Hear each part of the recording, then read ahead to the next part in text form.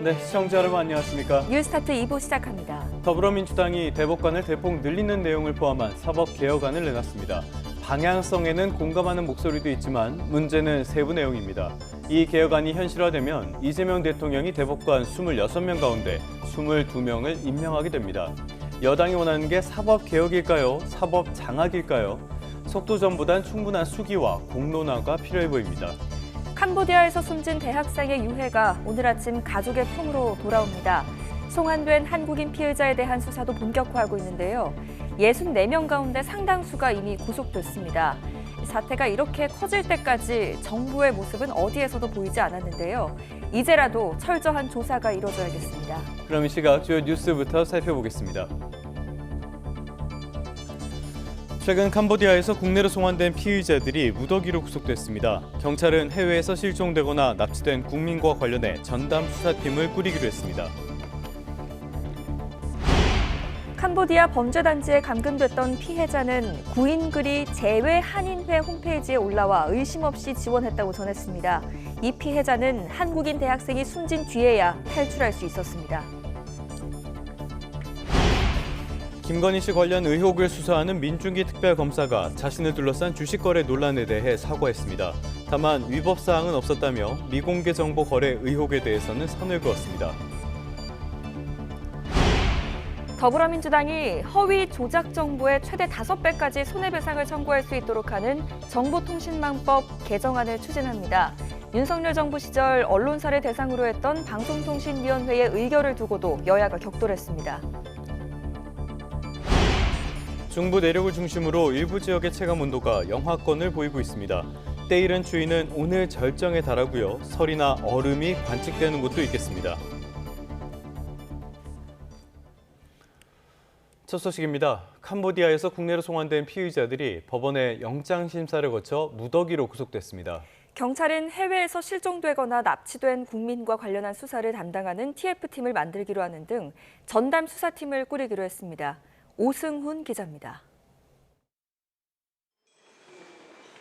마스크를 쓴 피의자들이 법원에서 줄줄이 빠져나옵니다. 온라인 사기 등 혐의로 캄보디아에 구금돼 있다. 지난 18일 국내로 송환된 한국인 피의자들입니다. 구속 전 피의자 신문을 마친 피의자들이 호송 차량에 차례로 올라탑니다.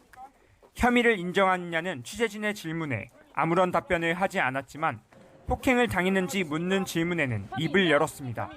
어떤 게 가장 힘드셨어요? 전기 지짐으로 고문하는 게 힘들었습니다. 또 어떤 고문 당하셨습니까? 구타당했습니다.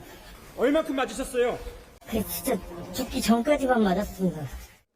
앞서 경찰은 국내 송환 피의자 64명 중 59명에 대해 구속영장을 신청했는데 법원이 어젯밤 충남청으로 이송된 피의자 45명 전원에 대해 구속영장을 발부하는 등 수사가 탄력을 받고 있습니다. 이런 가운데 서울경찰청은 형사기동대장을 팀장으로 하는 40여 명 규모의 TF팀을 구성하겠다고 밝혔습니다. 해외에서 국민이 납치됐거나 감금, 실종됐다는 신고가 접수될 경우 범죄 관련성이 있다고 판단되면 TF팀이 수사를 전담할 예정입니다. 이 밖에도 경찰은 캄보디아 범죄단지의 배우로 지목된 프린스그룹의 국내 활동 의혹과 관련한 첩보를 입수해 전담팀을 구성하고 사실관계를 확인하고 있습니다. 또 캄보디아 경찰과의 양자 회담에서 현지에서 벌어지고 있는 사기 범죄에 대한 우려를 전달하고 코리안 데스크를 설치하는 방안도 논의했습니다. YTN 오승훈입니다. 캄보디아 불법 취업 광고에 대한 경고의 목소리도 커지고 있죠. YTN 취재진이 실제로 구인 광고를 보고 캄보디아에 갔다가 범죄 단지에 감금됐던 피해자를 만나봤습니다. 구인 글이 재외한인회 홈페이지에 올라와서 별다른 의심 없이 지원했다고 하는데 결국 한국인 대학생이 숨진 뒤에야 탈출할 수 있었습니다. 표정우 기자가 단독 취재했습니다. 20대 한국인 남성 A씨는 동남아 여행 중에 한 재외한인회 홈페이지에 올라온 구인글을 봤습니다. 그래서 구인 공고를 봤어요. 사이트에서 하루에 몇 시간 일하면 받을 수 있다. 그리고 월급 한 1,000만 원 보장. 별다른 문제가 없을 것으로 생각하고 캄보디아행 비행기를 탄 건 지난 4월. 하지만 A씨는 곧 범죄단지 이곳저곳에 물건처럼 팔리며 각종 범행에 가담해야 하는 신세가 됐습니다. 너는 문과세 5만 불에 팔렸다. 5만 불에 계약기가 5년에 팔렸다. 너는 이제 5년 동안 한국에 못 간다. 그렇게 말을 했고요. 그때 이제 핸드폰도 압수당했고. 마지막에 도착한 곳은 복호산 지역 범죄단지로 A씨는 한국인 대학생 박모 씨가 이곳에서 숨진 뒤에야 이곳을 탈출할 수 있었습니다. 캄보디아에 간 지 석 달여 만이었습니다. 사망 사실을 알고서 이제 경찰이 이제 급습해가지고 그때 이제 구조해가지고 이제 이민국에 있다가 이제 한국으로 오게 된 겁니다. YTN 취재진이 살펴봤더니 해당 한인의 홈페이지는 이름 등 간단한 정보만 입력하면 가입해 글을 쓸 수 있고 본인 인증 절차도 따로 없어서 한 사람이 여러 계정을 만들 수 있었습니다. 게시물 내용도 관리되지 않다 보니 결국 비영리 민간단체이자 재외 한인들이 믿고 정보를 나누는 한인의 홈페이지마저 해외 범죄단체의 표적이 된 겁니다. 등록은 자유롭게 해가지고 그냥 아무나 올릴 수 있게끔 돼 있어가지고요. A씨가 연락한 취업 광고 속 텔레그램 아이디는 삭제됐고 광고가 올라왔던 게시판도 폐쇄됐지만 지금도 여기저기서 비슷한 구인글이 한국인들을 유혹하고 있습니다. 구인글에 적힌 번호로 취재진이 연락해봤더니 범행 수법을 안내하며 한 달에 1,000만 원 정도 돈을 벌 수 있다고 소개합니다. 그냥 연인인 것처럼 하면서 뭐 오빠 하면서 이제 그냥 뭐 만나줄 것처럼 스타트는 8,000달러, US 달러로 해서 8,000달러인데 한국 돈으로는 약 1,150만 원 정도 돼요. 경찰은 앞으로 불법 구인 광고 게시자의 계좌와 IP 등을 추적하고 광고 글을 삭제하지 않은 사이트 운영자에 대해서도 방조죄 적용을 검토할 방침입니다. YTN 표정우입니다. 캄보디아 현지 경찰의 스캔 범죄 단속 과정에서 한국인 10여 명이 추가로 체포됐습니다. 구조 신고를 한 한국인 2명도 구출됐는데요. 정부는 현지 대사관 24시간 대응 체제를 구축하고 동남아에는 조기 경보 체계를 가동하기로 했습니다. 홍선기 기자가 보도합니다. 캄보디아에서 한국인 10여 명이 온라인 스캠 범죄 가담 혐의로 현지 경찰에 또 체포됐습니다. 외교부는 스스로 구조 신고를 한 한국인 2명도 현지 경찰에 구조됐다고 밝혔습니다. 이처럼 캄보디아 현지에서는 구금됐던 한국인 송환 이후에도 우리 국민의 체포와 구조 신청이 끊이지 않고 있습니다. 현지 우리 대사관은 사실상 24시간 대응 체계를 갖추고 있지만 업무량이 한도 초과 상태인 것으로 전해졌습니다. 대사관에서 사건 담당 관계자들이 있습니다. 담당자들이 굉장히 이제 열악한 어려운 환경 속에서 모두 대응을 하고 있는데 그 인력을 보강하기 위해서 설상가상으로 현지 대사관 직원 2명은 이번 사태가 벌어지고 난 뒤 대사관에 몰리는 비난에 부담을 느껴 사직서를 제출한 것으로 확인됐습니다. 외교부는 일단 인력 충원이 시급하다고 보고 이번 주 안에 영사 인력을 추가로 파견하기로 했습니다. 주변국을 비롯해 규모가 큰 공관에서 인원을 차출해 캄보디아로 보낸다는 계획입니다. 이와 함께 캄보디아뿐 아니라 동남아 국가 전체에 재외국민 안전과 관련한 조기 경보 체계를 가동하기로 했습니다. 지금처럼 우리 국민의 피해가 발생한 후 사태 파악에 나서는 방식을 넘어서 유사한 사태가 일어날 가능성에 선제적으로 대응한다는 겁니다. 외교부는 이 또한 인원 충원이 필수적이라고 보고 행안부 등과 협의해 영사 안전과 관련한 실무 인력 40여 명을 긴급 충원할 예정이라고 밝혔습니다. YTN 홍성기입니다. 캄보디아에서 숨진 채 발견된 대학생의 유해가 잠시 뒤에 국내로 송환될 예정입니다. 경찰청은 현지 시각으로 어제 오전 10시 반쯤부터 3시간가량 A씨를 부검한 뒤 화장 절차를 진행했다며 이같이 밝혔습니다. A씨의 유해는 현지 시각으로 어젯밤 11시 반쯤 출발해 잠시 뒤쯤 2시간쯤 뒤인 7시 40분쯤에 한국에 도착할 예정입니다. 경찰은 인천공항에서 A씨의 유해를 인수한 뒤 유족에게 전달할 방침입니다. 다음 소식입니다. 김건희 씨 관련 의혹을 수사하는 민중기 특별검사가 자신을 둘러싼 주식 거래 논란에 대해 직접 사과했습니다. 다만 주식 취득과 매도 과정에서 위법사항은 없었다며 미공개 정보 거래 의혹에 대해서는 선을 그었습니다. 안동준 기자가 취재했습니다. 미공개 정보를 통한 주식 거래 논란이 연일 불거지자 민중기 특별검사가 직접 사과에 나섰습니다. 민특검은 언론 공지를 통해 자신의 개인적인 주식 거래와 관련한 논란이 일게 돼 죄송하다고 밝혔습니다. 그러면서 주식 취득과 매도 과정에서 미공개 정보 이용 등 위법 사항은 없었다며 의혹을 일축했습니다. 앞서 전관예우와 강압수사 논란에도 직접 나서지 않았던 민특검이 자신의 명의로 입장을 낸 건 이번이 처음입니다. 다만 민특검의 이번 사과로 논란이 사그라지기는 어려울 전망입니다. 민특검이 주식을 매도한 정확한 시점과 경위가 밝혀지지 않아 의혹이 충분히 규명되지 않았기 때문입니다. 판결문에 따르면 네오세미테크 오모 대표는 지난 2010년 2월 외부감사 현장 실사 계획을 통보받은 뒤 분식회계가 적발됐다는 사실을 인지했습니다. 이후 같은 해 3월 3일부터 주식 거래가 정지되기 전날인 23일까지 24억 원어치 주식을 매도해 손실을 회피했습니다. 민특검 역시 거래가 정지되기 전 보유한 주식을 모두 팔았는데 오 대표와 학교 동문인 민특검이 거래가 정지될 거란 사실을 미리 알았는지는 여전히 논란의 쟁점입니다. 특검 측은 해당 논란이 민특검의 개인적인 사안이라며 특검 수사와는 관련이 없다고 선을 그었습니다. 다만 민특검이 김건희 씨의 주가 조작 의혹을 수사하는 만큼 더 명확한 해명 없이는 수사 정당성에 대한 논란이 한동안 이어질 걸로 보입니다. YTN 안동준입니다.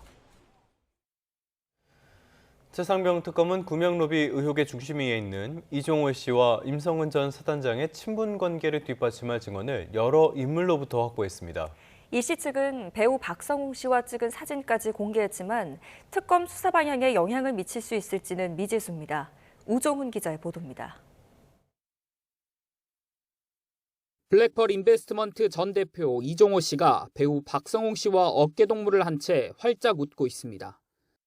지난 2022년 7월 30일에 촬영된 것으로 이 씨 측은 임성근 전 사단장이 없다며 두 사람이 만났다는 의혹을 부인하는 차원에서 사진을 공개했습니다. 당사자인 임 전 사단장도 최근 국회에 나와 이 씨와 배우 박성웅 씨를 모른다는 입장을 고수했습니다. 저는 아직도 이종호 씨를 만난 적이 없습니다. 그리고 이종호 씨를 만나지도 않았는데 어떻게 그 배우하고 제가 만날 수가 있겠습니까? 사진이 공개되면서 일단 이종호 씨와 박성웅 씨 친분은 확인됐는데 박 씨는 특검 참고인 조사에서 이 씨와 다른 진술을 했습니다. 이 씨 소개로 임 전 사단장을 만나 함께 식사했다고 말한 겁니다. 특검은 이 진술을 포함해 3명으로부터 지난 2022년 8월에서 9월 사이 두 사람을 한자리에서 봤다는 진술을 이미 확보했습니다. 이들이 방문했다는 술집 관계자는 임 전 사단장 사진을 보여주며 이 사람이 맞느냐는 특검 질문에 맞는 것 같다라고 진술한 거로 파악됐습니다. 술자리에 동석한 다른 인물도 특검 조사에서 임 전 사단장이 있었고 만담을 주선한 이 전 대표가 임 전 사단장을 장군으로 부르는 걸 들었다고 말한 거로 전해졌습니다. 임 전 사단장과 이 씨는 여전히 만남을 부인하는 가운데 특검은 두 사람이 최상병 순직 사건이 발생하기 전부터 만났다는 증언들을 구명로비 의혹 규명의 스모킹건으로 보고 수사력을 집중하고 있습니다. YTN 우종훈입니다. 초등학교 교사로 근무하면서 고 김하늘 양을 흉기로 살해한 명재환이 1심에서 무기징역을 선고받았습니다. 재판부는 범행의 잔혹함과 재범 위험성 등을 볼 때 사회와 영구히 격리할 필요성이 있다고 인정했습니다. 이상곤 기자입니다. 지난 2월 초등학교에서 교사로 근무하면서 고 김하늘 양을 흉기로 살해한 혐의로 구속돼 재판에 넘겨진 48살 명재환. 살인수법을 검색하고 흉기를 미리 구입하는 등 범행을 치밀하게 준비한 것으로 조사됐지만 명씨 측 변호인은 재판에서 심신미약을 주장해왔습니다. 왜 죽였나요? 피해자한테 하실 말씀 없으신가요? 범행 8달 만에 열린 1심 선고에서 법원은 명씨에게 무기징역을 선고하고 위치 추적 전자장치 부착 30년 등을 명령했습니다. 재판부는 피고인이 학교에서 피해 아동을 보호해야 할 지위에 있었음에도 잔혹한 사건을 저질러 죄질이 극도로 나쁘고 직업과 경력을 고려할 때 책임은 더욱 무겁다고 밝혔습니다. 이어 비인간적이고 비극적 범죄가 다시는 일어나지 않도록 사회적으로 알릴 필요성이 큰 점과 재범 위험성이 높은 점 등을 볼 때 사회로부터 영구히 격리해야 할 사정이 인정된다고 강조했습니다. 다만 피고인이 정신질환을 가장했을 가능성이 낮고 교화 가능성이 전혀 없다고 단정할 수 없는 점 등을 볼 때 생명을 박탈하는 사형 선고가 정당화될 수 있는 특별한 사정이 있다고 보기 어렵다고 말했습니다. 재판부는 피고인 측의 심신미약 주장을 받아들이지 않았습니다. 명 씨에게 정신질환이 있었다 하더라도 범행 당시 사물 변별 능력이나 행위 통제 능력이 결여되거나 감소된 상태는 아니었다고 판단했습니다.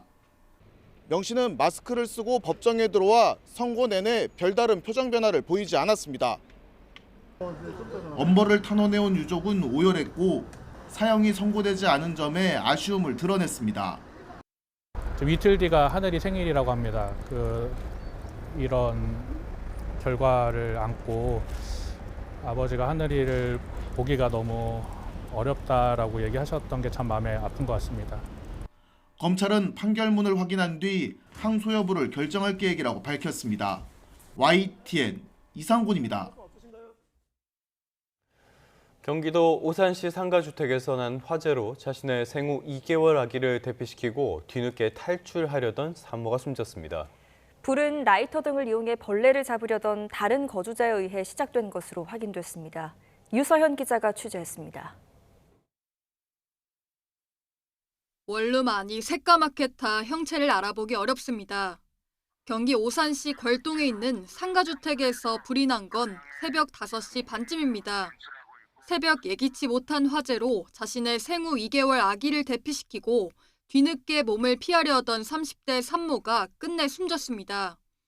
아기를 옆 건물 주민에게 건네고 남편을 따라 창문으로 건너가려다 추락하는 변을 당했습니다. 불은 2층에 살던 20대 여성이 라이터와 스프레이 파스를 이용해 마치 화염 방사기처럼 불을 뿜어 바퀴벌레를 잡으려다 시작된 거로 드러났습니다. 경찰은 이 여성을 중실화와 과실치사 혐의로 조사 중입니다. 커다란 화물차 앞부분이 완전히 찌그러졌습니다. 경기 안산시 평택 시흥고속도로 평택 방향 남안산 나들목 부근에서 화물차와 승용차 등 차량 5대가 부딪혔습니다. 이 사고로 화물차 운전자인 50대 남성 A씨가 숨졌고 트럭과 승용차 운전자 2명이 다쳤습니다. 또 한때 도로가 통제되면서 극심한 정체가 빚어졌습니다.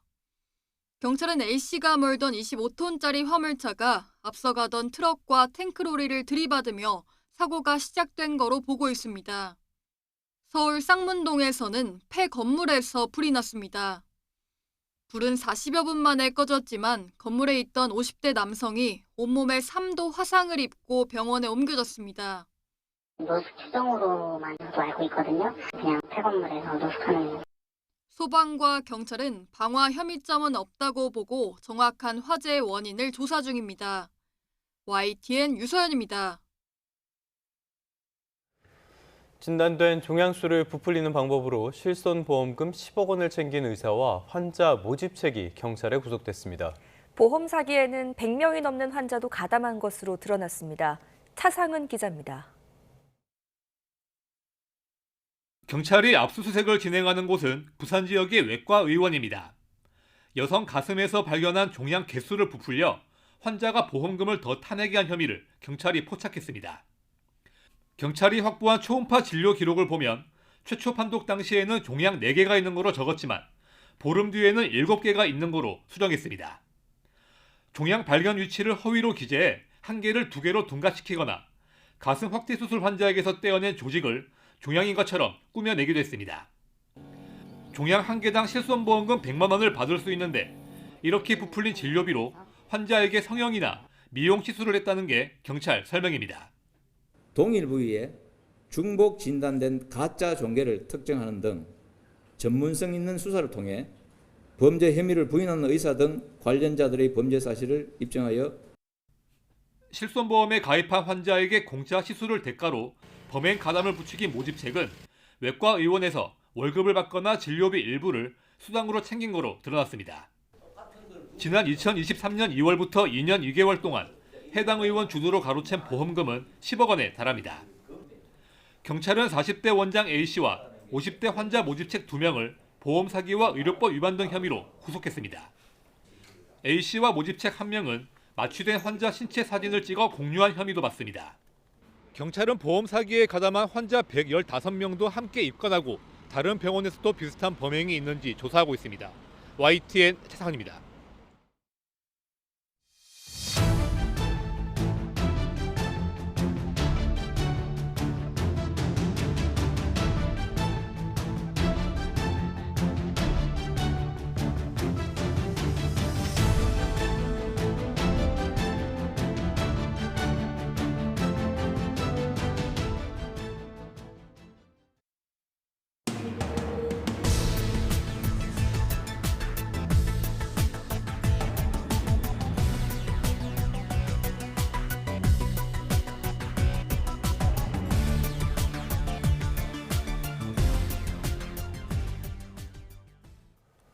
네, 하루 사이에 날이 더 추워졌습니다. 오늘 출근길 일부 중부 내륙 지역은 체감온도가 영하권으로 떨어진다고 하는데요. 기상캐스터 연결해서 자세한 날씨 알아보겠습니다. 이혜미 캐스터. 네, 서울 광화문에 나와 있습니다. 네, 장갑까지 끼고 많이 추워 보이네요. 이틀째 초겨울 추위가 기승인데요. 지금 서울은 얼마나 추운 겁니까? 네, 현재 서울의 체감 온도가 3.8도까지 떨어져 있습니다. 이곳에서 체감하는 추위는 어제 같은 시각보다 오늘이 조금 더 심합니다. 밤사이 찬 공기가 한층 더 강해지면서 오늘 아침 일부 중부 내륙에서는 체감 온도가 영하권으로 떨어지는 곳도 있겠는데요. 오늘 나오실 때는 겨울 외투 꺼내 입으셔야겠고요. 보온 용품도 착용하시는 게 좋겠습니다. 현재 중부 내륙에서 기온이 가장 크게 떨어져 있는데요. 전국에서 가장 추운 곳은 설악산으로 기온이 영하 0.6도고요. 체감 온도는 영하 4도를 보이고 있습니다. 파주의 기온은 1.5도, 철원은 2.4도인데요. 오늘 중부 곳곳에서는 설이나 얼음이 관측되는 곳도 있겠습니다. 낮에도 서늘하겠습니다. 서울 15도, 광주 17도, 대구는 18도에 그치면서 어제와 기온이 비슷하겠습니다. 오늘 내륙은 대체로 맑겠지만 동해안은 흐리고 비가 오겠습니다. 영동 지역은 오전까지, 영남 동해안 지역은 늦은 밤까지 5에서 10mm의 비가 예상됩니다. 동해안 지역은 당분간 비가 자주 내리겠습니다. 이번 추위는 목요일부터 잠시 누그러지겠지만 다음 주 초반에는 다시 초겨울 추위가 찾아올 전망입니다. 당분간 해안가와 제주도를 중심으로 순간풍속 초속 15m 안팎의 돌풍이 부는 곳이 있겠습니다. 날아갈 수 있는 시설물은 다시 한번 점검하셔야겠습니다. 지금까지 YTN 이혜민입니다. 다음 소식입니다. 트럼프 대통령이 한미 무역협정에 대해 공정하게 체결됐다며 중국과도 환상적인 협정을 맺을 것이라고 주장했습니다. 중국의 히토류 수출 통제에 대해서는 항공기 부품 공급 중단으로 맞대응하겠다며 호주와 핵심 광물 협정도 맺었습니다. 워싱턴 홍상희 특파원입니다. 트럼프 대통령이 중국과 공정하고 강한 무역 협정을 체결할 것이라고 전망하면서 우리나라와의 무역 협상을 언급했습니다. We worked out a very fair deal. South Korea, where I'll be meeting President Xi, I expect we'll probably work out a very fair deal with President Xi of China. 3,500억 달러, 약 500조 원 규모의 대미 투자 펀드의 현금 비중과 투입 기간을 두고 아직 최종 합의를 하지 못했지만 이미 무역 협정이 완료됐다는 인식을 보인 겁니다. 트럼프 대통령은 미중 양국 모두 한국을 떠날 때 만족할 거라면서 시 주석의 초청으로 내년 초 중국을 방문할 예정이라고 말하기도 했습니다.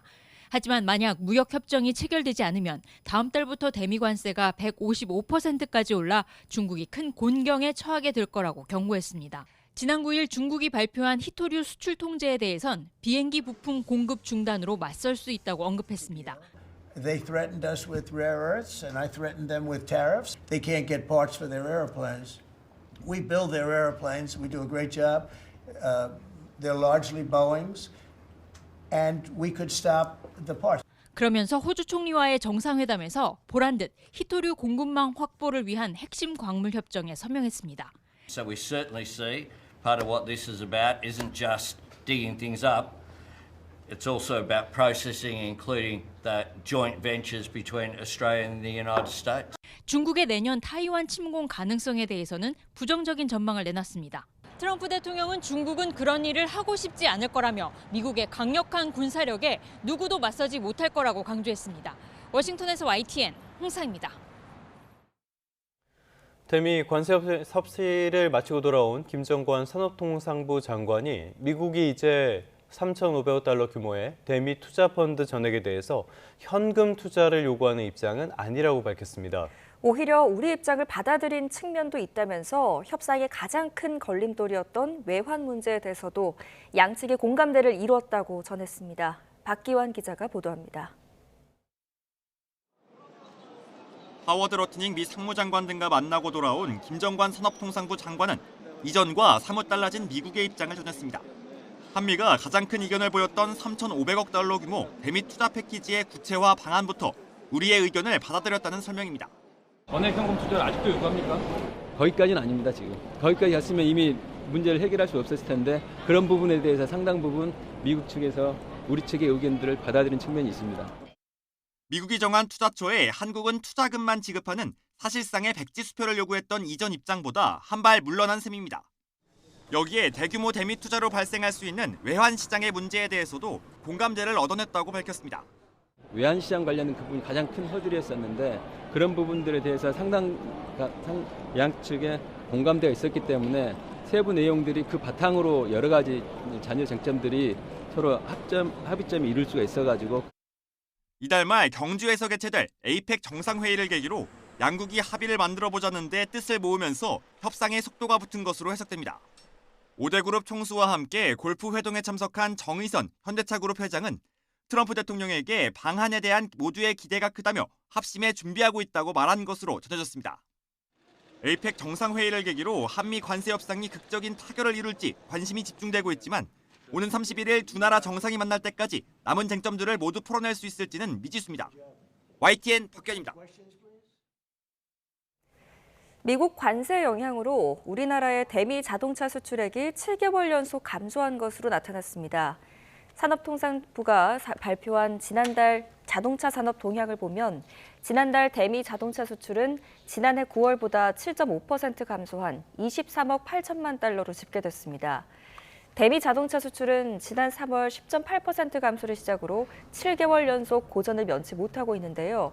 다만 대미 수출 감소에도 유럽연합과 아시아 등으로 수출이 크게 늘면서 전체 자동차 수출은 4개월 연속 증가세가 이어지고 있습니다. 경제 한 줄 뉴스입니다. 코스피가 1.7% 넘게 올라 사상 처음으로 3,800선을 넘어섰습니다. 정부가 내년부터 K조선 테크 얼라이언스를 본격 가동하는 등 선박과 로봇, 자동차 등 4대 산업에서 인공지능 전환을 위해 예산과 세제, 금융, 규제 완화 등을 함께 지원합니다. 서희건설이 회장 딸 소유 계열사를 부당 지원한 혐의로 공정거래위원회에 조사를 받고 있습니다. 최근 6개월간 공동주택 하자가 가장 많았던 건설사는 HJ중공업이었던 것으로 나타났습니다. 국토교통부는 9.7 부동산 공급 대책의 후속 조치로 주택정비사업 초기사업비 및 이주비 융자, 가로 자율주택 정비사업 사업비 융자에 대한 주택도시기금 대출 지원을 확대한다고 밝혔습니다. 삼성전자가 다음 달 자체 모바일 애플리케이션 프로세스인 엑시노스의 양산 공급을 시작하고 갤럭시 S26 시리즈의 탑재를 확정했습니다. 외국인 관광객 사이에서 K푸드의 인기가 빠르게 확산하면서 한국을 찾는 관광객들이 찾는 음식이 한식 중심에서 일상 간식과 디저트로 다양화되고 있습니다. 지금까지 경제 한 줄 뉴스였습니다. 네, 이번엔 국회로 가보겠습니다. 더불어민주당이 허위, 조작 정보에 최대 5배까지 손해배상을 청구할 수 있도록 하는 정보통신망법 개정안을 당론으로 추진합니다. 윤석열 정부 시절 언론사를 대상으로 했던 방송통신위원회의 의결을 두고도 여야가 격돌했습니다. 황보혜경 기자입니다. 민주당이 천명한 3대 개혁의 마지막 분야, 언론개혁안이 허위 조작 정보 근절법이란 이름으로 공개됐습니다. 언론사나 유튜버가 가짜뉴스로 피해를 입힌 경우 손해액의 최대 5배까지 징벌적으로 배상을 청구할 수 있도록 하는 내용이 골자입니다. 민주당은 유통될 경우 타인을 해할 것이 분명한 정보를 허위 조작 정보로 규정했는데 여기서 핵심은 고의성입니다. 가장 핵심은 악의인데 이미 오보로 판명된 그런 기사를 활용해서 유튜브에서 재확산한다. 이거는 악의를 인정하지 않을 재간이 없다. 개정안은 손해액 산정이 어려운 경우 법원이 최대 5천만 원까지 추가로 인정할 수 있게 했고 이미 불법이나 허위 조작 정보로 판단한 내용을 반복 유포한 경우엔 방송미디어통신위원회가 최대 10억 원의 과징금을 부과할 수 있습니다. 허위 조작 정보로 이익을 얻는 유튜버의 이른바 슈퍼챗 수익 몰수도 추진합니다. 국민의힘은 당장 이재명 정부, 특히 김현지 부속실장 비판 여론을 봉쇄하기 위한 노골적인 입막음 시도라고 비판했습니다. 김현지 실장을 막기 위한 언론 통제 시도를 즉각 중단하고 국민의 입에 재갈을 물리려는 모든 시도를 철회해야 합니다. 국회 과방위 국정감사에선 윤석열 정권에서 YTN 지배구조가 바뀐 문제를 놓고 여야가 격돌했습니다. YTN 민영화는 방통위 2인 체제에서 의결이 됐어요. 이거는 명백한 불법에 있고 무효예요. 가처분 소송에서 진 거예요. 정상적으로 인수가 된 상황을 불법이라고 지금 단정하고 지금 이 국감을 하겠다는 건데. 서울시가 TBS 예산 지원을 중단한 문제도 도마 위에 올랐습니다. 김어준 씨가 TBS로 다시 돌아오는 것을 막기 위해서 TBS를 없애버렸던 것이죠. 서울시의회의 결의로 이루어진 것임에 불구하고 방송사가 누구한테 잘못 보여서 폐지되는 것처럼 민주당은 윤석열 정부에서 방송의 독립성과 공공성이 심각하게 훼손됐다고 지적한 반면 국민의힘은 언론사 전현직 관계자를 불러 질책성 질의를 하는 것이야말로 언론 길들이기라고 맞섰습니다. YTN 황보혜경입니다. 더불어민주당 사법개혁특별위원회가 현재 14명인 대법관을 26명으로 증원하는 내용을 핵심으로 하는 사법개혁안을 발표했습니다.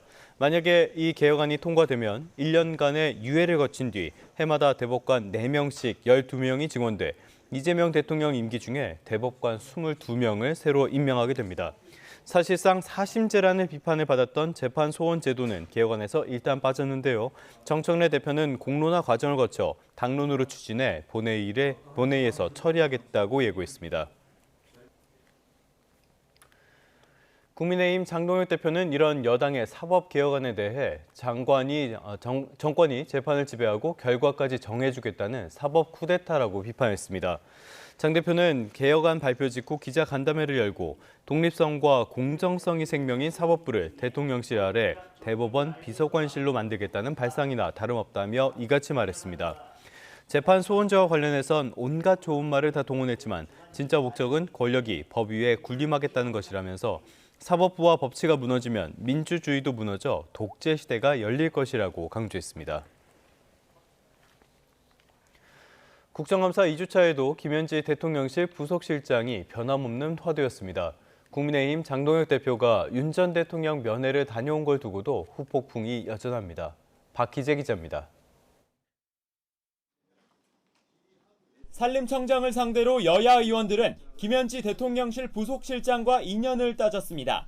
김인호 청장은 장 차관을 뽑는 국민추천제도에 지난 6월 셀프 추천에 결국 임명됐는데 이력서에 김 부속실장과 함께한 시민단체 이력을 부각한 게 논란이 됐습니다. 김 부속실장이 이재명 정부 초기 총무비서관으로 인사를 총괄했던 만큼 증인으로 불러야 한다는 겁니다. 김현지 실장과는 성남의제 21대부터 친분이 있었던 것으로 알고 있습니다. 그죠? 김현지 개인의 인연과 보훈 차원에 이루어진 거 아니냐라는 합리적인 의심을 하는 거예요. 인적 네트워크를 가지고 검증하기 시작하면 여기 계신 우리 김성교 국회의원님 또 강명구 국회의원님 전부 다 자유롭지 못할 것 같아요. 국민의힘은 김현지 부속실장이 이 대통령의 고비 때마다 휴대전화를 바꿨다는 의혹도 국감장 밖에서 제기했습니다. 대북 송금 수사 당시 이 대통령이 검찰에 출석했을 때나 김문기 전 처장 사망 이유는 물론 국정감사 첫날인 지난 13일에도 휴대전화를 바꿨다는 겁니다. 증거 인멸 행위로 볼 여지가 충분하다는 게 제 판단입니다. 휴대폰 교체는 이재명 대통령의 지시에 의한 것이 아니냐. 민주당은 약정 기간이 끝나 휴대전화를 최신형으로 신청한 게 죄냐며 거짓 음모론에 책임져야 할 거라고 경고했습니다. 택도 없는 음모론으로 공직자를 모략하지 마십시오. 김 실장은 현재 쓰는 번호를 십수년째 쓰고 있습니다. 국민의힘 장동혁 대표가 수감된 윤석열 전 대통령을 만나고 온 것을 두고 여야는 공수가 바뀐 채 충돌했습니다. 민주당은 대선 불복을 넘어 내란 선동이라며 규탄 대회를 열었습니다. 그의 도덕면에는 정치적 위선이며 국민 기만입니다. 대선 불복을 넘어선 명백한 내란 선동입니다. 야당 내에서도 이해가 안 된다. 경선 공약이었다 갑론을박 속에 장 대표는 의미심장한 말로 일축했습니다. 곧 전직 대통령에 대한 면회를 할 순간이 다가올 텐데 그때 더불어민주당이 어떻게 할지 한번 지켜보겠습니다. 정책보다는 정쟁이 어느덧 익숙해졌습니다. 국감 2주차에도 여야는 서로를 때리기 위한 땔감 찾기에 치중하는 모습입니다. YTN 박희재입니다. 국회는 국정감사 9일차인 오늘 법제사법위원회와 과학기술정보방송통신위원회 등 상임위원회 10곳에서 감사를 이어갑니다. 지역 고등법원과 검찰청을 상대로 한 법사위 국감에선 일부 판사들의 비위 사건과 사법거래 의혹 등 사법개혁 이슈가 다뤄질 것으로 보입니다. 과방위 국감에서는 최근 잇따른 주요 통신사 등의 해킹 사태, 그리고 금융감독원에 대한 정무위 국감에서는 카드사 해킹, 정보 유출 사고 관련 금융당국의 감독 대응 능력이 도마에 오를 전망입니다.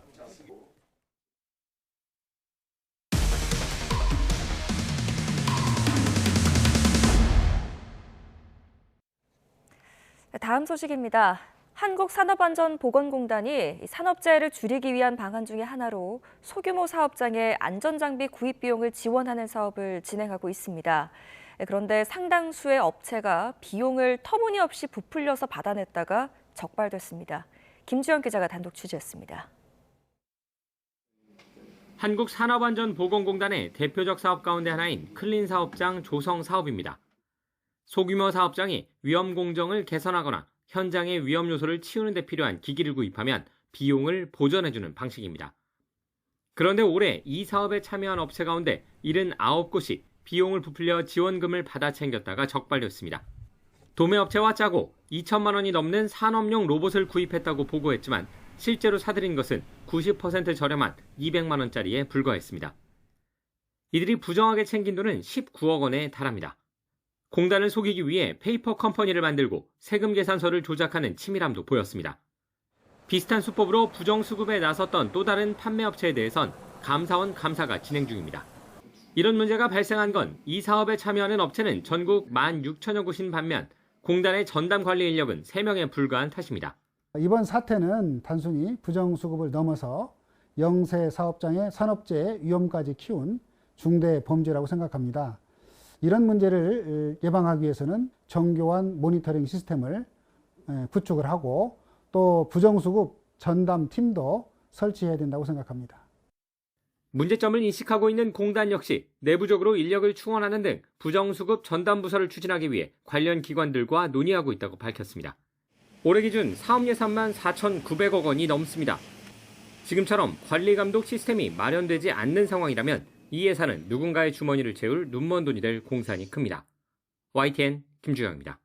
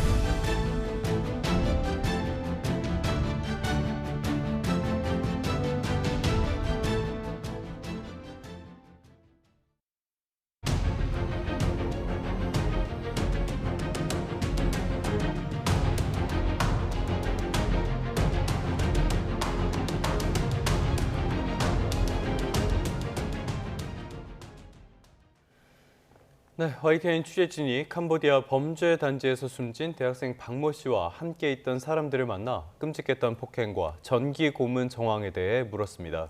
현지 경찰은 박 씨의 사인을 고문 피해로 인한 심장마비라고 밝혔는데 이번에 진행된 부검에 이어 국내에서 이뤄질 조직 검사 등을 통해 고문의 실태가 드러날 것으로 보입니다.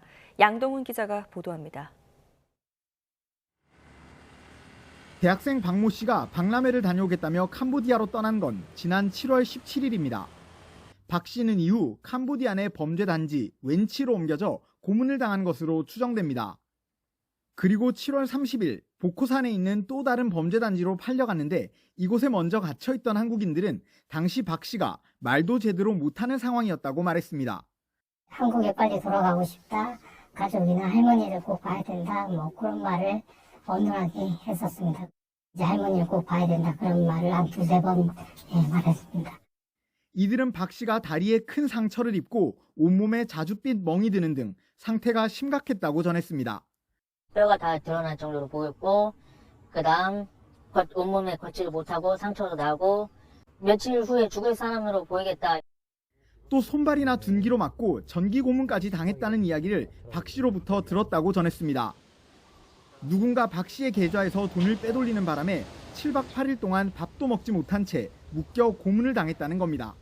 한국 브로커들이 그 돈 사고를 냈다. 그 당시 그냥 대략 5천만 원이라고 말했어요. 가로채는 걸 누르기라고 하는데 누르기 당해서 일주일 넘게 더 앓던 박 씨는 지난 8월 8일 숨진 채 발견됐습니다. 돈을 빼돌려 박 씨를 죽음으로 내몬 혐의를 받는 대학교 선배와 또 다른 모집책은 경찰에 붙잡혀 구속됐습니다. 또 박 씨를 고문해 숨지게 한 혐의를 받는 피의자들은 캄보디아 경찰이 추적하고 있습니다. 앞서 캄보디아 당국은 박 씨가 고문 피해로 숨진 것으로 보인다고 밝혔습니다. បន្ទាប់ពីការធ្វើកោសលវិច័យបឋមឃើញថាជនរងគ្រោះស្លាប់ដោយកាំងបេះដូងដែលបណ្ដាលមកពីការធ្វើទរណកម្ម 우리 측 국립과학수사연구원이 캄보디아 당국과 함께 다시 진행한 부검에 이어 앞으로 국내에서 진행 예정인 조직검사와 약물검사 등을 통해 구체적인 고문 실태와 사인이 확인될 것으로 보입니다. YTN 양동훈입니다.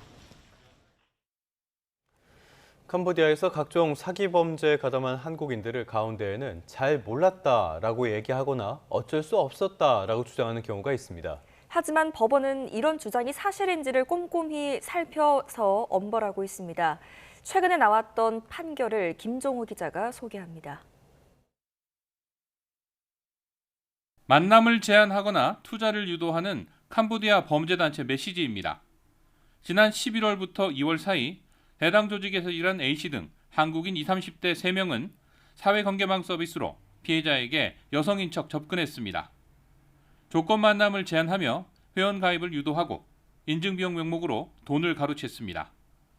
피해자 11명에게서 145차례에 걸쳐 5억 6천여만 원을 가로채 범죄단에 보냈습니다. 해당 조직에서 이른바 유인책 역할을 맡았던 3명은 재판에서 잘 모르고 범죄단체에 가입했고 강요 때문에 어쩔 수 없이 범행에 가담했다고 주장했습니다. 하지만 법원은 정황을 꼼꼼히 살펴본 뒤 주장을 받아들이지 않았습니다. 법원은 A씨 등이 캄보디아에 갔을 때 건물 규모나 사무실 내 조직원 숫자, 업무 내용 등을 보면 충분히 연예빙자 사기 범죄단체라는 사실을 알 수 있었다고 판단했습니다. 또 업무 시간 외에는 휴대전화를 자유롭게 사용하고 음주나 운동, 게임을 하는 등 비교적 자유롭게 생활한 거로 봤습니다.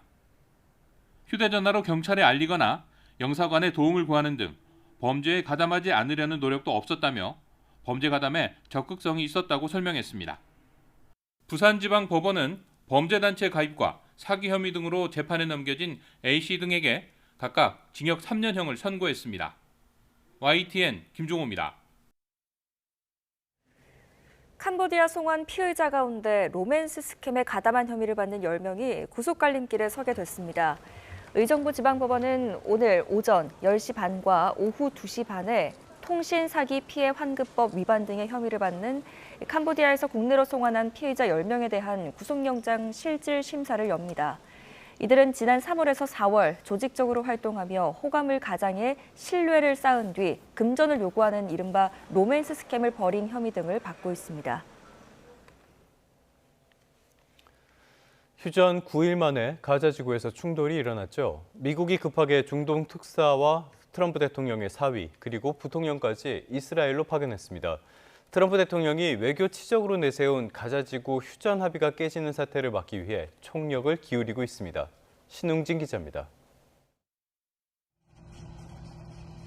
이스라엘군이 철수 경계선인 옐로우 라인을 곳곳에 설치하고 있습니다. 이 선을 넘어오면 위험에 처할 것이라는 경고 전단지가 가자 지구에 살포됐습니다. 이스라엘 병사 2명이 가자 지구에서 사망하자 지난 19일 보복 공습이 이어지면서 다시 일촉즉발의 긴장감이 고조되고 있습니다. 충돌 다음 날 미국의 중동 특사 스위트 위트코프와 트럼프의 맞사위 제러드 쿠슈너가 급히 이스라엘을 방문했습니다. 이들은 베냐민 네타냐후 총리를 만나 최근 상황과 휴전 합의 이행 등을 논의한 것으로 전해졌습니다. 현지 시간 21일부터는 제이디 벤스 미국 부통령이 이스라엘에 며칠간 머물며 네타냐후 총리와 만날 예정입니다. We think that it has the best chance for a sustainable peace, but even if it does that, it's going to have hills and valleys, and we're going to have to monitor the situation. 네타냐후 총리는 이스라엘 의회 연설에서 벤스 부통령과 직면한 안보 도전과 외교적 기회 두 가지를 논의할 것이라고 강조했습니다. בזכות עוצמתנו ובשיתוף פעולה חוזר עם נשיא ארצות הברית, אני מאמין שנביא עוד הסכמי שלום עם מדינות במרחב. 미국 온라인 매체 악시오스는 트럼프 행정부가 최고위 인사들을 줄줄이 급파한 것은 충돌이 또 발생할 경우 휴전 합의가 붕괴할 수도 있다는 위기의식 때문이라고 보도했습니다. 미국 당국자들은 이번 방문에서 이스라엘 고위 관계자들뿐만 아니라 이집트, 카타르 등 휴전 중재자들과 만나 2단계 휴전 협상도 논의할 것으로 알려졌습니다. YTN 신웅진입니다. 타카이치 사나의 자민당 총재가 첫 여성 일본 총리가 될 것으로 확실시됩니다. 자민당과 제2야당인 일본 유신회가 연립정권 수립에 공식 합의했기 때문입니다. 한상욱 기자입니다. 일본에서 첫 여성 총리가 나오게 됐습니다. 집권 자민당과 제2야당 일본 유신회가 서명식을 열고 연립정권 수립에 공식 합의했습니다. 이로써 다카이치 사나의 자민당 총재가 첫 여성 일본 총리가 될 것이 확실시됩니다. 日本経済を強くしていく、そしてまた日本の国の形を未来の世代に責任を持てる、そういう形に変えていく、その取り組みを一緒にできることをとても楽しみにいたしております。 두 당의 중의원 의석을 합치면 231석으로 과반인 233석에 육박하고 다른 야당의 후보 단일화 논의가 사실상 무산됐기 때문입니다. 자민당은 과반 득표 확보를 위해 극우 성향의 참정당과 일부 무소속 의원과도 접촉한 것으로 전해졌습니다. 여야는 총리 지명 선거를 임시국회 소집일인 오늘 하기로 사실상 합의한 상태입니다. 자민당이 유신회와 손잡으면서 다카이치 내각은 더욱 보수와 무경화할 거라는 전망입니다. こういった中で安定してそして国家国民のために国家運営をする非常に重要なことだと考えています。 다카이치 총재가 총리직에 오를 것이 확실시되면서 도쿄 증시는 급등했습니다. 니케이 지수는 3.37% 오른 49,185로 장을 마치며 처음으로 49,000선을 돌파했습니다. YTN 한상옥입니다.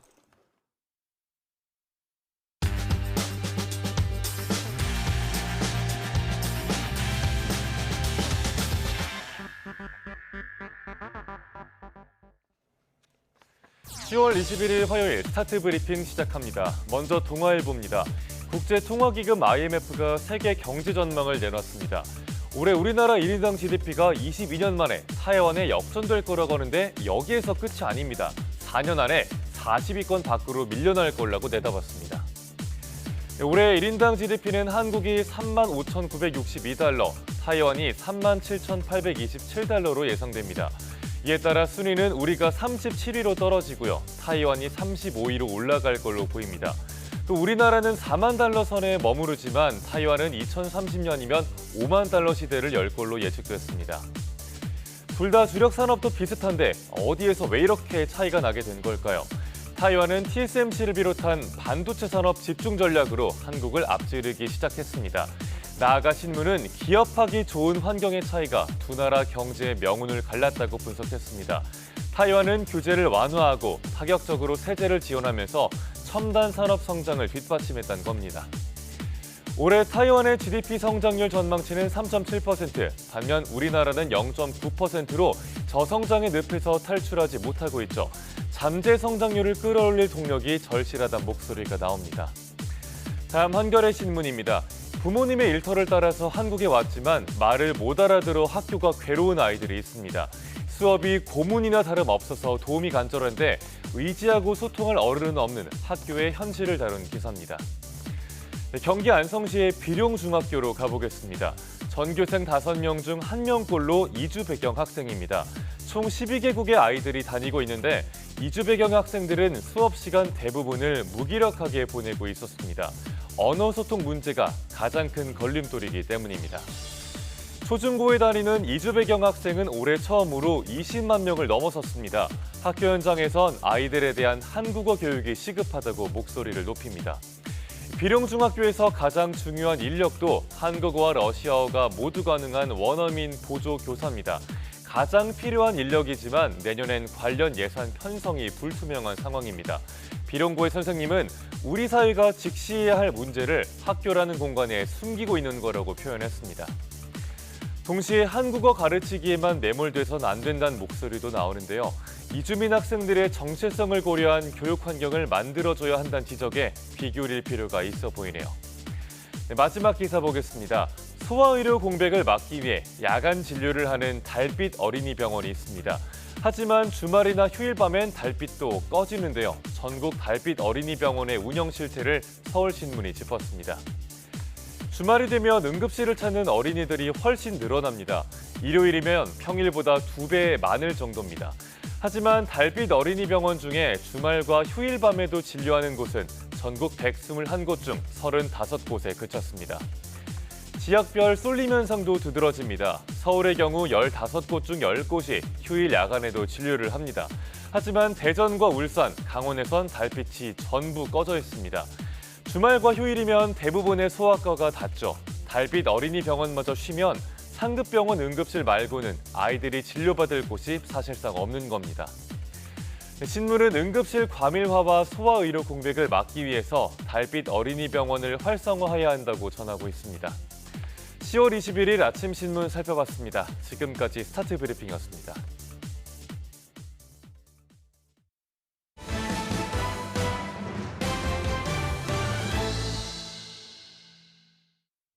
다음 소식입니다. 어제 세계 최대 클라우드 플랫폼 업체인 아마존의 웹 서비스에 차질이 생겨서 웹사이트 2,000개 이상에서 서비스 장애가 발생했습니다. 3시간여 만에 복구는 됐다지만 초대형 IT 인프라 기업의 내부 결함이 불러올 서비스 대란에 대한 우려는 커지고 있습니다. 신호 기자입니다. 카카오 게임즈가 어제 오후 배틀그라운드 게임 이용자들에게 올린 사과 공지입니다. 글로벌 외부 인프라 업체의 장애로 서버 불안정이 발생했고 저녁 7시 26분에 정상적인 이용이 가능해졌다는 내용입니다. 세계 최대 클라우드 제공업체인 아마존 웹 서비스에 생긴 문제 때문이었습니다. 미 동부 시간으로 20일 새벽 3시 무렵 스냅챗과 아마존, 프라임 비디오 등 수많은 온라인 서비스에서 동시다발적인 장애가 보고됐습니다. These individual companies are so large and have such a big share of the market, it does have this cascading impact where one system goes down, then another, and then suddenly half the internet is gone. 최대 암호화폐 거래소인 코인베이스는 접속이 일시 차단됐고 AP통신의 속보 전달에도 문제가 생겼습니다. 디즈니 플러스와 델타 항공, 유나이티드 항공 등 미국의 대기업들도 장애를 겪었습니다. 유럽의 주요 이동통신사를 포함해 영국 일부 은행과 국세청 접속에 차질이 빚어지는 등 수천 개 웹사이트에서 장애가 보고됐습니다. 아마존 웹 서비스는 미국 동부 해안 지역의 게이트웨이에 문제가 생겼고 3시간여 만에 대부분 복구됐다고 밝혔습니다. My guess is they're somewhere between getting their arms around this and then starting their plan for the fixes and for avoidance. 아마존 웹 서비스는 전 세계 클라우드 시장의 3분의 1을 차지할 정도로 시장 지배력이 큽니다. 지난해 크라우드 스트라이크의 소프트웨어 업데이트 결함이나 올해 구글 클라우드 시스템 장애 등 IT 인프라 기업의 내부 결함으로 인한 전 세계적 인터넷 대란 사태가 계속되고 있습니다. YTN 신호입니다.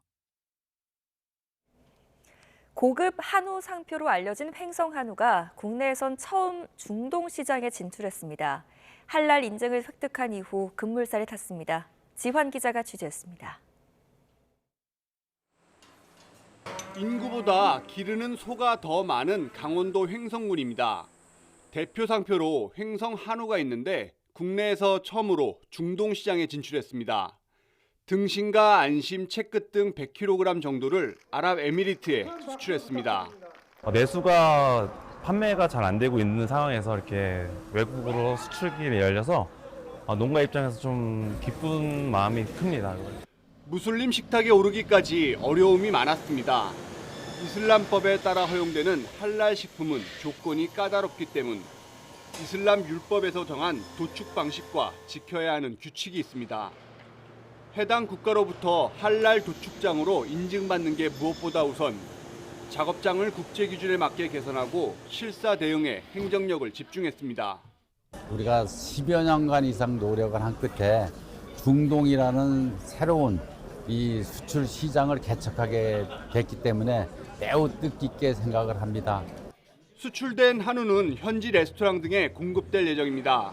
우리가 홍콩, 마카오에도 늦게 들어갔는데 일본 화우를 능가하고 있거든요. 그래서 중동 시장, 아랍에미리트 이 시장에 상당한 기대를 하고 있습니다.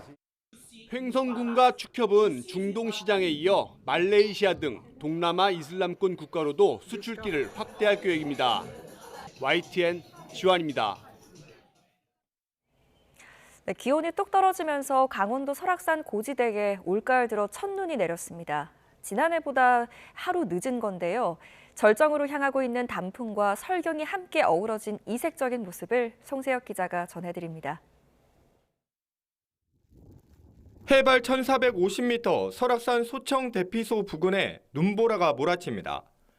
대피소 탁자와 나뭇가지마다 새하얀 눈이 쌓였습니다. 가을 단풍 구경에 나선 등산객들에게 10월 설경은 뜻밖의 선물입니다. 해발 1,400m 이상 설악산 고지대에는 새벽부터 비가 눈으로 바뀌어 1cm 안팎의 적설을 기록했습니다. 이번 첫눈은 지난해보다 하루 늦고 재작년보다는 하루 빠른 기록입니다. 순간 최대 초속 5m 안팎의 바람까지 불면서 체감 온도는 영하 8도까지 뚝 떨어졌습니다. 지난 2일 설악산 정상 대청봉에서 물들기 시작한 단풍은 해발 800m 부근까지 내려왔습니다. 설악산 국립공원 사무소는 단풍철을 맞아 등산객들이 늘고 있다며 보온 관리와 안전 산행에 각별한 주의를 당부했습니다. 겨울철 산행에 준하는 복장을 준비를 하셔야 되고요. 보온 의류랑 보온 장구리를 꼭 지참을 하셔야 안전하게 산행을 하실 수가 있습니다. 가을과 겨울이 공존하는 설악산. 단풍은 이번 주말쯤 절정에 이를 것으로 보입니다. YTN 송세혁입니다. 어제는 뼈 건강의 중요성을 되새기기 위한 세계 골다공증의 날이었습니다.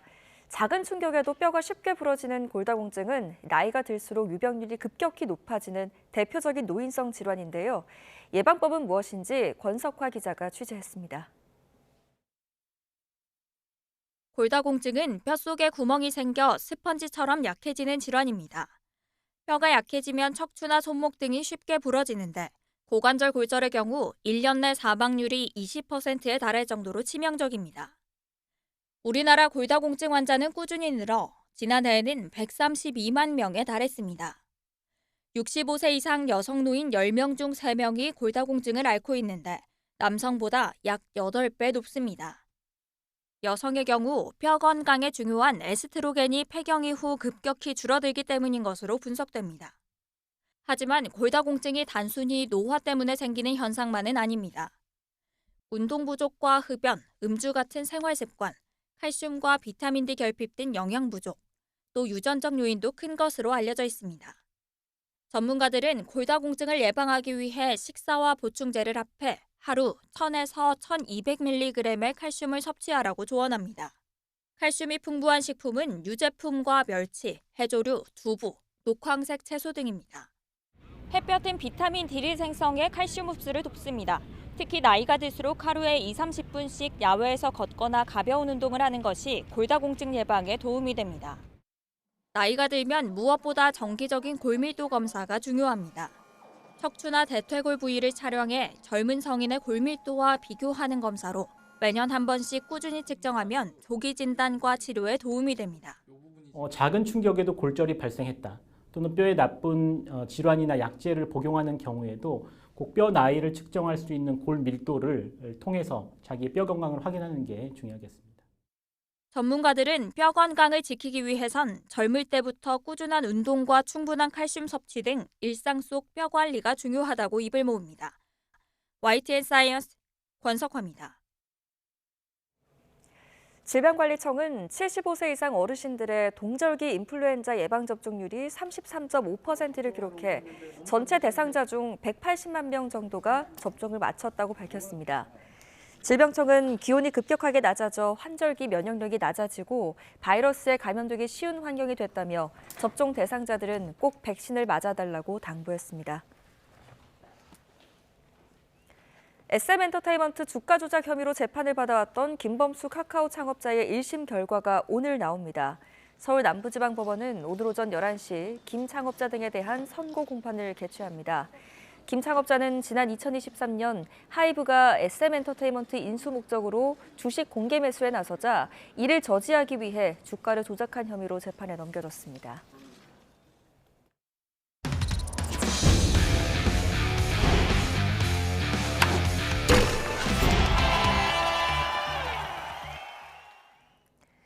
화요일 스포츠 뉴스입니다. 미국 프로축구 LAFC 손흥민은 입단 이후 폭발적인 득점력으로 팀을 상위권으로 끌어올리며 정규리그를 마무리했습니다. 재작년 입단 이후 팀의 첫 우승을 이끈 메시와 닮은 꼴입니다. 이대건 기자입니다. LAFC 입단 때처럼 손흥민의 리그 마무리도 깔끔했습니다. 왼쪽을 파고들어 왼발로 날린 가장 손흥민다운 골로 구단의 500번째 골 주인공이 됐습니다. On this goal for Son Heung-min his ninth since joining LAFC. Dynamite. 손흥민은 입단 이후 10경기에서 9골에 도움 3개를 올렸는데 같은 기간 LAFC는 6승 3무 1패를 기록했습니다. 서부 컨퍼런스 15개 팀 가운데 중위권을 맴돌던 LAFC는 손흥민 합류 이후 3위로 상승했습니다. 컨퍼런스 1위 샌디에이고 FC와의 승점 차도 석점에 불과합니다. LAFC는 이제 가을 축구를 준비합니다. 동부와 서부 컨퍼런스에서 각각 8개 팀이 참가하는 플레이오프 첫 상대는 6위 오스틴 FC입니다. 손흥민은 만년 하위팀 마이애미를 우승으로 이끈 메시와 비슷한 길을 걷고 있습니다.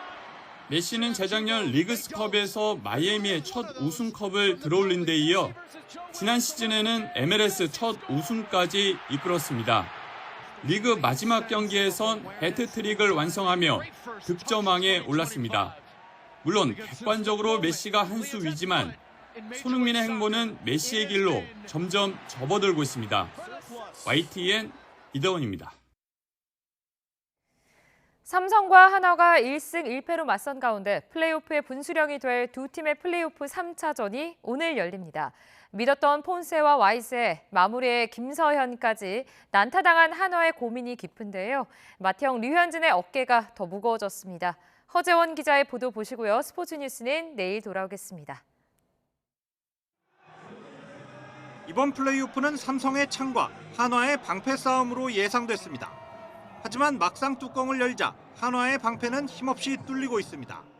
정규리그 다승과 평균 자책점 등 4관왕을 차지한 한화 에이스 폰세가 1차전에서 6점을 내준 데 이어 2차전에서는 16승 투수 와이스가 4이닝 5실점으로 무너졌습니다.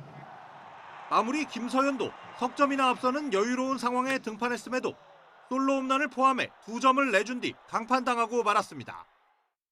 그렇기 때문에 야구가 어렵다고 이야기하는 것 같습니다. 또 믿고 기다리면은 다음 경기에서 잘 던져줄 거라고 생각합니다. 한화가 예고한 3차전 선발 투수는 맏형 류현진입니다. 1, 2차전 모두 삼성 타선에 난타당한 한화로서는 류현진이 최대한 많은 이닝을 소화해 주길 바랄 수밖에 없습니다. 하지만 류현진은 투수들의 무덤으로 불리는 대구에서 올 시즌 한 번 등판해 5이닝 4실점으로 부진했습니다. 이에 맞서는 삼성은 분위기가 훨씬 가볍습니다. 1, 2차전에서 홈런 3방을 포함해 안타 23개를 쳐낸 타선에 불이 붙었고 후라도와 원태인이 나설 선발진도 안정적이라는 평가입니다. 항상 저희는 라팍에서 좋은 결과, 흐름을 갖고 있기 때문에 하여튼 우리가 소유의 목표인 1승 1패를 했기 때문에 라팍에서 더 이 분위기를 끌고 간다면은 뭐 3차전, 4차전 더 좋은 모습 보일 수 있을 것 같아요. 한국 시리즈 진출팀을 가릴 분수령이 될 3차전에 야구 팬들의 관심이 집중되고 있습니다. YTN 허정원입니다.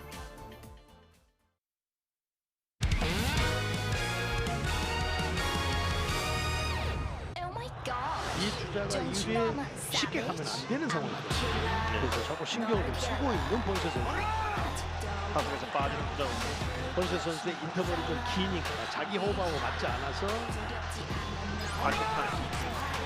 자, 2번째 타임 요청이다라고 본세 선수가 주심에게 어필을 하고 있습니다. 아키텍 주심은 본인이 투수에게 얘기를 하겠다. 인터벌에 대해서는 김한 감독이 나왔습니다. 시클락이 있더라도 의도적으로 경기를 지연시키는 행위는 안 된다는 것이 되어 있고요. 타임 아니라고 신경전이 서로 있는데요. 자, 김경문 감독 입장에서는 왜 타자가 계속 나가면서 투수를 리듬을 깨고 있느냐. 이번엔 박규택 주심이 나왔습니다. 원볼 노 스트라이크. 4구째 밀어내고 왼쪽 떴습니다. 좌익수 다가오면서 잡습니다. 3루 태업 홈으로 공으로 닿습니다. 김진찬은 홈을. 네, 뉴스타트 3부 잠시 뒤에 계속됩니다.